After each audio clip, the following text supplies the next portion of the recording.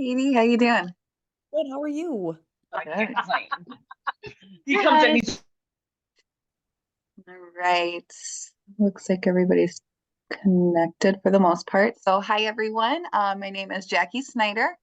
We're gonna get started right away. We have Katie Badger with us tonight. She is a previous employee. Well, I don't want to say previous employee, but previous coworker, I guess. A couple years ago, she has taught in early childhood for a few years now. Currently, kindergarten teacher, so great for this group. And she's going to be talking to us about differentiated instruction. So, Katie, whenever you are ready, you can get started. Awesome. Go ahead and share my screen really quick. 1 second. And there'll be people coming in. Sometimes they're a little bit late, so I'll make sure that we get everybody in, so you don't have to worry about anything like that. Oh, no worries. Thank you.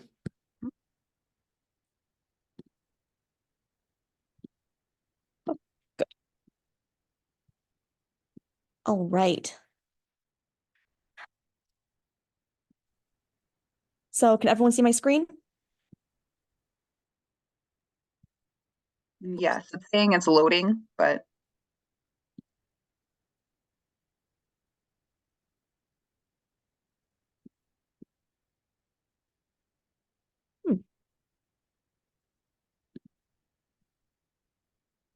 Yeah, it says it's paused on this end.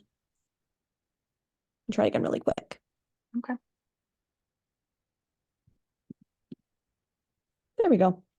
Okay, yep, we can see. Awesome. All right. So before I start, I'll tell you a little bit about myself. So my name is Katie Badger. I graduated from Purdue University in 2018, and I dual majored in elementary and special education. I currently teach kindergarten at Washington Irving Elementary School in Hammond, Indiana. And this is my 6th year teaching, and I've been in preschool and kindergarten my entire career. So before I start, I would like to let you know a little bit about what kindergarten is like today. So kindergarten class words can have upwards of 20 students. Currently, my whole kindergarten team has anywhere from 22 to 26 students in our classrooms. You're also going to notice that preschool makes a massive difference. So you'll have students who have mastered all the basics and they're ready for more, along with students who are really just starting from scratch. You're almost certainly going to have students near with special needs. I've had anywhere from 3 to 60 students every year, and kindergarten has gotten a lot more rigorous. So I'm teaching my current students standards that I myself wasn't exposed to until around 1st or even 2nd grade. So what that means, you're going to have a large amount of students with a very wide range of needs and abilities. And so knowing how to differentiate your instruction is crucial for your student success. And you may not be able to reach 100% of your students 100% of the time, but there are many, many ways you can structure your whole group and small group activities to meet as many of their needs as possible. So I'm going to go ahead and talk about whole group instruction first. Now, the easiest way I find I can differentiate during whole group is using multimodal instruction. And that really states that when a number of our senses, visual, auditory, and kinesthetic, are being engaged during learning, we understand and remember a lot more. Now, this is very easy to do during kindergarten, and it's a very good way to differentiate. And honestly, you'll probably hit all 3 methods of learning when planning your activities without even thinking about it. So for a basic subtraction activity, I always try to make sure I have engaging images for my visual learners. I toss in a song or a video for my auditory learners. And I always make sure to have hands-on practice for my kinesthetic learners. And that could be anything from cubes to Play-Doh. The options are endless, really. They have a lot of fun with those. Multimodal instruction also doesn't have to be very complicated. It can really be as simple as letting them use whiteboards to give responses or coming up with fun songs to help them learn concepts. Now, I come up with silly songs and jingles all the time during my day, and I think it's silly, but it really surprises me when the students remember those songs to get those concepts later on. Another great thing about whiteboards, I use them all day, every day, is they allow for very quick checks for understanding from the whole class. So if you're noticing a lot of your students are having trouble on a concept, you can stop and give them a little more practice before you move on to something harder. Another way I like to differentiate during whole group is using my warm-ups to review basic skills.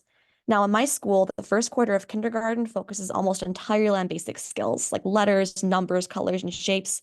But after that, we dive into more difficult concepts like CBC words or addition and subtraction. But the problem is a lot of my students, especially those who might not have had preschool, need a lot more time to review those basics. Now, I can't put off teach them new topics till everybody catches up, but I can set aside about 5 to 10 minutes of every lesson to be a warm-up lesson before I move on to the main topic. So the warm-ups help me review beginning of year skills, so students are always getting exposure to them, and I also throw in some past comps we learn so they don't forget them.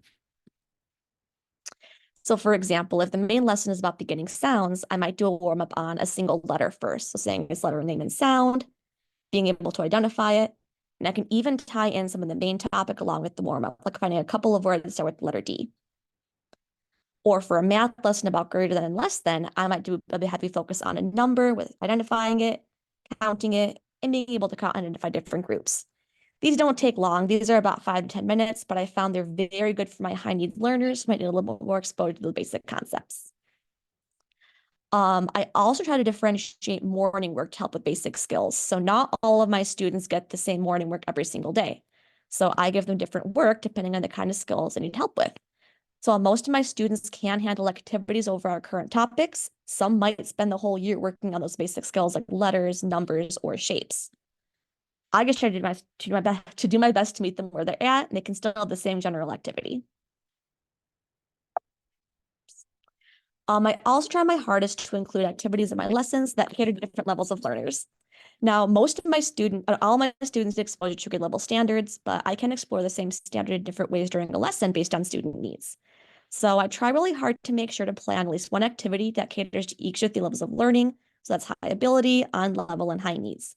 So all of my students participate in every activity, since getting some extra review or having a productive struggle doesn't hurt them. And for the more challenging ones, I do allow students to turn and talk with each other so they get a little bit of extra help. So for example, this is my lesson on beginning sounds. Now, at the very start of my lesson, I target my high needs learners. So they might not have a solid grasp on letters and sounds just yet. So the review acts to give them a reminder before we go on. So it's basically saying a letter, saying its sound, naming an animal that goes with that letter, and then making a move to add things more fun. Around the middle of my lesson, I try to target my on-level learners. Now, these students know the letters and sounds, they're feeling pretty confident, and they are ready to do more. So I have them identify words that start with the beginning sound, because that's a little bit more on their level. It's a little bit challenging for them. Now, towards the end of the lesson, I like to target my high ability learners. They know letters and sounds, they know beginning sounds, and they can do a lot more. So a good challenge activity is thinking of words on their own that might go with the letter. And again, all students participate in all of these activities, but each one targets a different group. So I'd like to go on now to my small groups and centers. Now, there are so many benefits to these. So for one thing, you get the opportunity to close work with students at their level. A lot of my students tend to perform better in small group settings because they enjoy the attention and don't get lost in the crowd. Other students get the chance to practice working on skills independently while they meet with their small group. And visiting multiple centers means they're exposed to a variety of skills. Now, for centers to be successful, they have to be taught how to behave. So every single day I do centers, I go over the chart with my students. And we really have 4 rules. I can stay with my group. I can work at level 1, that's whisper voices. I clean up and move when the timer goes off. And if there's not an emergency, I can wait to talk to my teacher. And this is very, very important because they will come to you to tattle for everything. So I also do a couple more things to help my groups run smoothly. So for one thing, I use a pre-made chart and a timer so students always know who they're working with, what they're doing, and how long they're going to be there. I sort and color code groups by ability level so I can prepare different types of activities for them. And I have my aid work with students who might need additional support while I'm focused on my small group. So on any given day, my chart looks somewhere like this. The way I have it right now is yellow is my high needs students, green is on level students, and blue is my high achievers. Now, you don't have to prepare 15 or 20 activities for centers because honestly, they can be quickly altered based on who's there. So for example, a Book Nook Center, I give them level A, B, or C readers based on the reading ability, and I can switch out the groups, the book bins between groups. If I have plastic letters, some might be using to match letters on mats, others might build sight words. At the Writing Center, some students might get sentence frames, others might just be tracing and copying them. Or for Chromebooks, if I put them on Starfall, some might be working on letters and sounds, and others are working on the CBC books they have there. Something else to consider when you're doing your small groups is that time is very, very limited. I only have about half an hour a day to do my ELA stations and about 20 minutes for math. So something I've learned is that not all small groups have to be met with equally. So your main focus needs to be your high needs students and your on-level students because your high achievers will be successful regardless. To make things easier on myself too, I try to meet with similar levels in the same day, so I only have to have one type of activity ready to go. So usually my high needs students meet with me on Monday and Wednesday, on level is Tuesdays and Thursdays, and then Friday I save for my high ability students. I also try to make sure I have a set goal in mind for my small groups. So for my high needs students, it really is just mastering basic skills and beginning to introduce grade level material. For my on-level students, I try to make sure they're comfortable with what we're currently going over and maybe push them a little bit further if they're ready.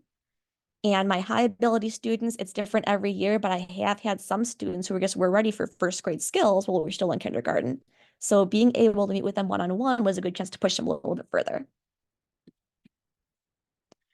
Something amazing I found out with groups is letting my families help out too. So I have a very, very involved parent group this year, and it's been amazing. I've been letting them come into my classroom on Tuesdays and Thursdays every week, and it's been just wonderful. It's led to more students being able to participate in guided activities with an adult. That's helped with their sharpening skills and it's helped with behavior too. And if you don't have an aide, it's also a very good way to support your students who need extra help with their own small group. The last thing I use to differentiate instruction is by using buddy work. Now, buddy work has so many benefits. It helps them get to know their peers who they usually might not interact with. They can help one another through challenges and keep each other in check without relying too much on you. Students love working with buddies, so usually I find that with buddy work, more work is completed successfully, and it gives you the opportunity to provide differentiation that might not be possible during whole group activities. Now, just like with centers, they have to be taught how to work with the buddy. So just like with centers, I do have a chart. So for buddy work, we need level 1 voices. They have to ask their buddy for help before they ask me if they're confused. They clean up their space when they're done. And then I always have an activity for groups who are finished to do so they don't disrupt everybody else. And there are a couple of things I found that help my buddy sessions run more smoothly. So for one thing, I start students off with fun collaboration activities like decorating a pizza or doing a mural at the beginning of the year. This helps give them the skills needed to succeed working with a partner while it's still fun. I also like to put timers on before buddy work starts to help them stay focused. I found that usually they can do about 10 to 15 minutes working with a buddy before they start to trail off. I always try to have activities for early finishers because if I don't, they tend to get very bored and distract those who are still working. And I try to make them fun, like Play-Doh or color by number, so that way they're motivated to finish their work. And then I always try to make buddy work a privilege. So if I notice somebody's repeatedly being unkind or they're not doing their work, they finish up on their own while their buddy joins another group. Nobody wants that to happen. So usually with buddy work, they're all pretty well behaved.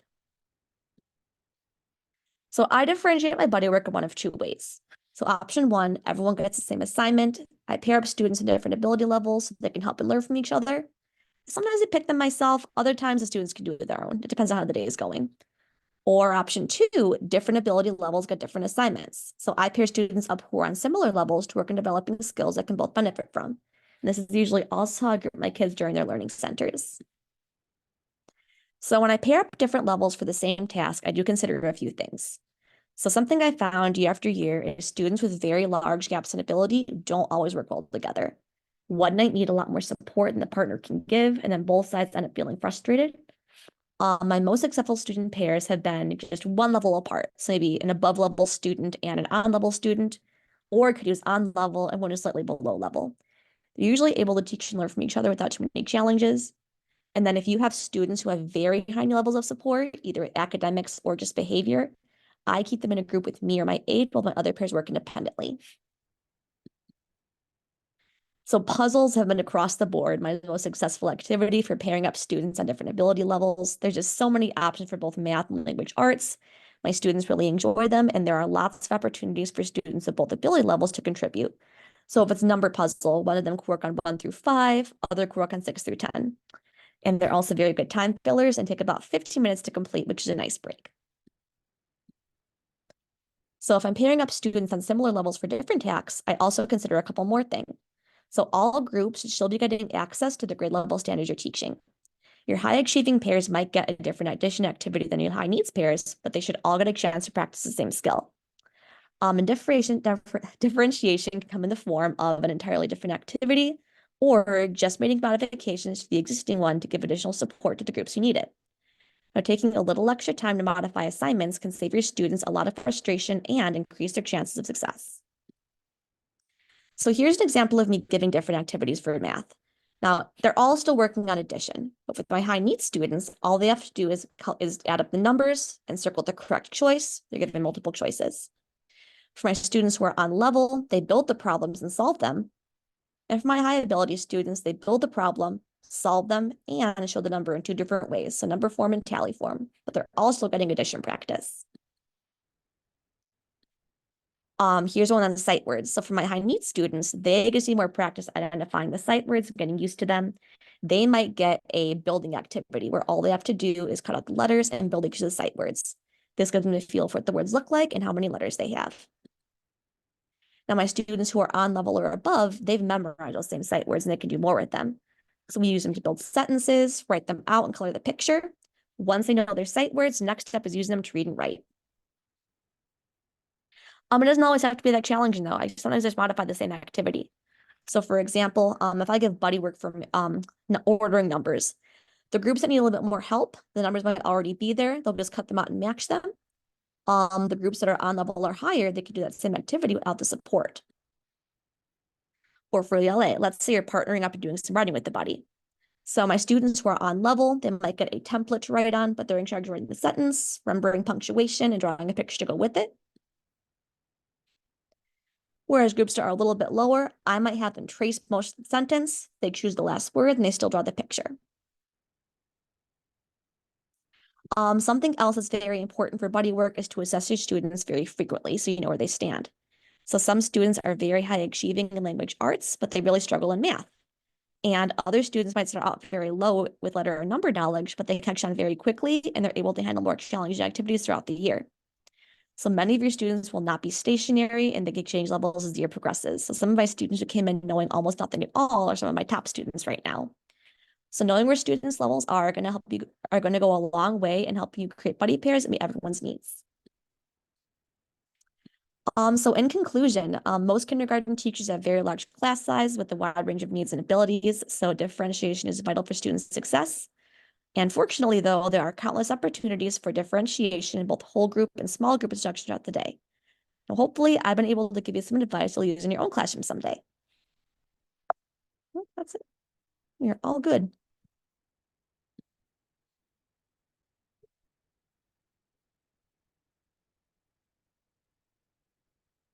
Oh, I think you're on. Thank you. Yes. Yeah, good job. So yeah, that was great. A lot of information, really. I mean, that's one of the biggest things I remember when teaching was differentiation. It's such a, because you have such a diverse group, so it's great. So I know that you offered to do videos for us as well, so we'll get those and that will be put on the support shell as well. So that is Awesome. great. Let me get a screenshot. So I just got attendance. But yeah, that's pretty much it. Oh, I think there's a question. Tammy, you have a question? Hi, yes. Can I use this method for pre-K? I have 4-year-olds. I was really interested in that, but I'm thinking as you're doing it, how to modify it for the pre-K because we can't do worksheets. You can. Yeah, I would differentiate my preschool class all the time.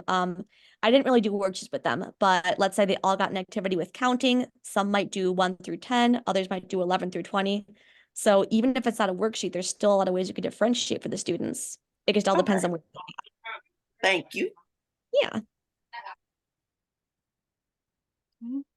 Yep, and even for higher age range, even if it's not kindergarten, if it's second grade you're teaching, you can still differentiate. You really just got to think about what's the step before. Like if you got like a generic activity, if you think of a step that is a little bit below, like what is the step they need to learn before getting to that middle ground, that could be your kind of differentiation for that the high level needs. And then going back to that middle ground activity, think about, okay, well, what really is the next step after this?